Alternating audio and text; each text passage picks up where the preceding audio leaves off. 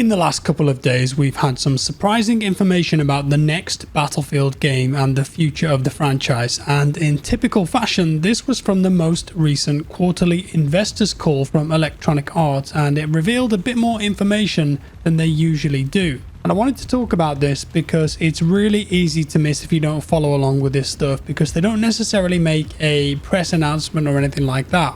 All we knew so far about the next main title up until now was that there are 3+ studios working on it. DICE handling the main multiplayer component from Stockholm, Ripple Effect making their own new experience from LA, I'd bet that's a battle royale, and Seattle-based Ridgeline Games working on a narrative campaign experience, so single player. Now there's been a few more comments too about the game being more gritty and realistic than what we have with BF 2042. And whilst BF 2042 has improved significantly since launch, I feel like a lot of players were burnt by the state of the game when it released from the get-go, and they have not returned to the game since its flurry of great updates. First impressions are everything in the gaming industry, so I think there's a lot of Battlefield fans out there who have gone to play other games and they're simply waiting to see what's next for the franchise before returning to the current game.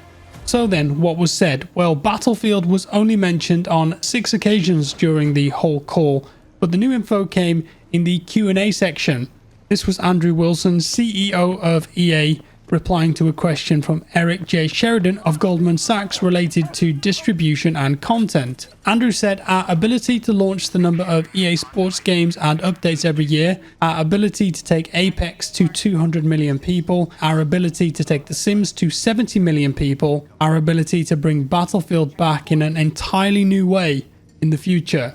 Oh, an entirely new way in the future. Well, that can mean a lot of things, of course. It could mean in terms of the gameplay itself going in a new direction, or it could be something as simple as how the game is distributed. In my opinion, I think DICE would be making a misstep if they took the gameplay in an entirely new direction. And I'd personally love to see the next game built on the foundations and theming of Battlefield 3 and Battlefield 4. Those titles just felt right in so many ways, and they still resonate well with the community, and they really felt like a good evolution of the franchise. But at a basic level, I'd personally like the next title to have a modern 2020s setting with enhanced destruction. That would be a good start for me, but in this case, I don't think that Andrew is referring to gameplay, but rather the way in which Battlefield will be presented going forward, as they have in fact talked about building a new connected universe in the past where lots of components live together and narratively support each other. So just theory crafting here, speculating, it might be that the base multiplayer is sold for $40 or something as a separate product. The single player could be a $20 add-on, and then Battle Royale, that could be the free-to-play element. And of course all this would have cross progression, unlocking guns, skins, etc. between the titles. Moving on, the second set of comments from Andrew went into more detail about this, and I think revealed exactly what he meant, shedding more light on the plan going forward and a potential pivot to long-form live service. So this was a question asked by Douglas Kreutz, an analyst at TD Cowen.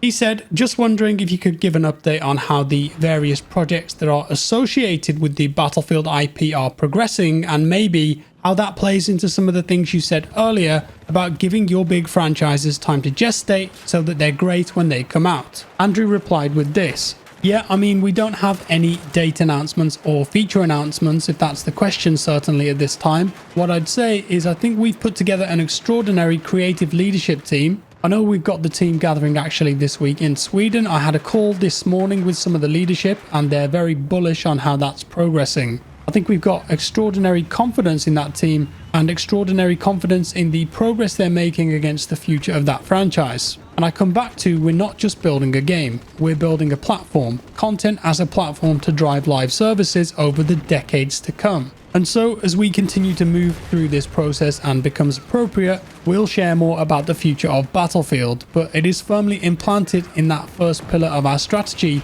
building games and experiences that attract and entertain massive online communities across platforms, across business models, across geographies. And we think that Battlefield is going to be a meaningful part of our future, and we'll share more as time progresses. That sounds to me like there is a big long-term plan for the Battlefield franchise, leaning heavily into live service as a platform as something new.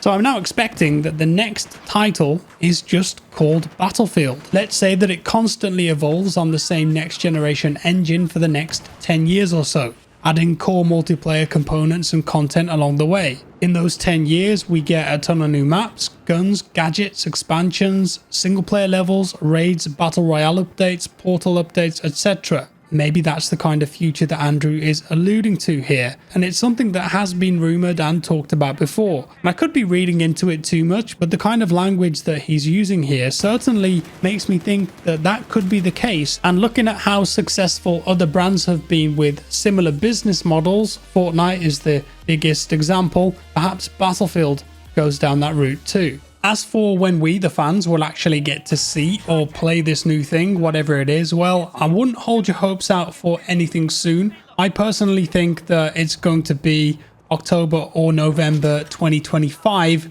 before anything is playable. Over 2 years away, and that's with my wishful thinking taken over. We still don't know for certain if BF 2042 is going to get a full year 2 worth of new content, so it would be nice if DICE came out and said something about that, because as it stands officially, Season 5 is looking like the last big update to the game. Unofficially, there was, for a very short period of time, a Battlefield 2042 Year 2 version available to purchase on Origin. Mind you, it did have temporary text on there, but it at least gave the players a little bit of hope.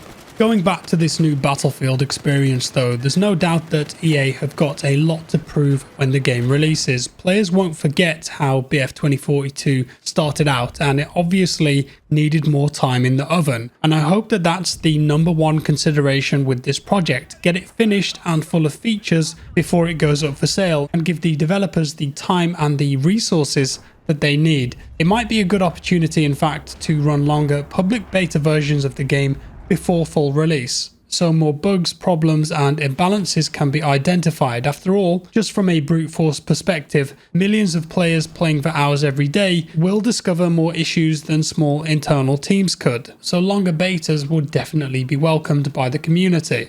And that's all I've got for you today. Being totally honest, I don't think that we're going to hear any more about this project until the next earnings call in 3 months' time, unless EA start to tease a little bit perhaps during the Summer Games Fest this year, or if they have their own EA Play. I don't think they're going to. I doubt it. But either way, let me know your thoughts on this down in the comments below. And what do you think DICE and EA have got cooking up here based on those comments from the CEO? Thanks for watching, guys. Drop a like below. Help support me. Thank you. Subscribe if you're new, and I'll see you next time. Bye-bye.